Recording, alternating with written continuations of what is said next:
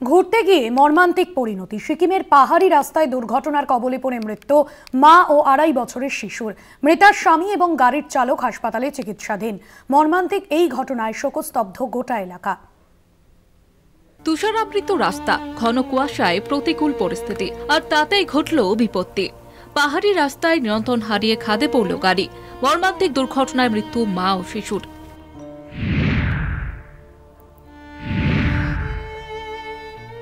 সূত্রের খবর, ২৩শে December new ব্যারাকপুরের সুকান্ত সরণির বাসিন্দা শোভন শাসমল তার স্ত্রী পিয়ালি শাসমল এবং ২.৫ বছরের মেয়েকে নিয়ে জুলুক বেড়াতে যান। রবিবার জুলুক থেকে গ্যাংটকের হোটেলে ফেরার পথেই দুর্ঘটনার কবলে পড়ে তাদের গাড়ি। ব্রেক কষতেই পাহাড়ের পিচ্ছিল রাস্তায় গাড়ির চাকা স্কিড করে তা খাদে গিয়ে পড়ে। দুর্ঘটনায় প্রাণ হারান পিয়ালি শাসমল এবং তার কন্যা শ্রীনিকা শাসমল। গুরুতর অবস্থায় উদ্ধার করে হাসপাতালে ভর্তি করা হয় শোভন শাসমলকে। আশঙ্কাজনক অবস্থায় চিকিৎসাধীন গাড়ির চালকও। গাড়িতে আরো ৩ জন ছিল বলে খবর। দুর্ঘটনায় তারাও জখম হয়েছেন। কিন্তু একটা সমস্যা হচ্ছে, বয়স খুবই অল্প। আমার দেখে প্রথম দিন দেখেই মনে হয়েছিল ওর অতটা এক্সপিরিয়েন্স নেই।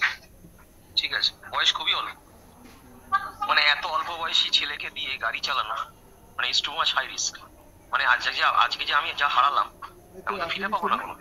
দেখুন, আমার একটাই রিকোয়েস্ট, মানে মুখ্যমন্ত্রীর কাছে বা সবার কাছে একটা রিকোয়েস্ট, যদি আমার তো শেষার কিছু নেই, মানে আমার কাছে কিছু বেঁচে নেই। তো আমার ওয়াইফ আর মেয়ের বডিটা এবং সাথে আমি যে কন্ডিশনে আছি, যদি একটু এয়ার অ্যাম্বুলেন্স করে পাঠানোর ব্যবস্থা করা হয় এখান থেকে। দুর্ঘটনার খবর পেতে এলাকায় নেমেছে শোকের ছায়া। সুকান্ত সরণির বাড়িতে কান্নায় ভেঙে পড়েছেন পরিবারের সদস্যরা।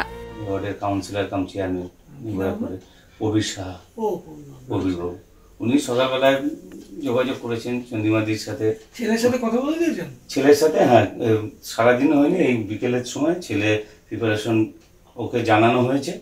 ও এবার এনাদের সান্ত্বনা দিচ্ছে, তোমরা ঠিক থাকো। এয়ার অ্যাম্বুলেন্সের মাধ্যমে নিয়ে সেখানে ট্রিটমেন্ট করা যায় তাড়াতাড়ি, তাহলে ও তাড়াতাড়ি সুস্থ হয়ে যাবে। আমরা চাই ও সুস্থ থাক। হ্যাঁ, এখন তো মেন্টালি ভাবে ভেঙে পড়েছে সব রকম ভাবে। ইতিমধ্যে পরিবারের তরফে স্থানীয় প্রশাসনের সঙ্গে যোগাযোগ করা হয়েছে। আহত শোভন সহ তার স্ত্রী সন্তানদের দেহ নিউ ব্যারাকপুরের বাড়িতে নিয়ে আসার প্রস্তুতি শুরু করা হয়েছে। খারাপ আবহাওয়ার কারণেই এই দুর্ঘটনা বলে ধারণা পুলিশের। ভক্তি দের রিপোর্ট, কলকাতা টিভি।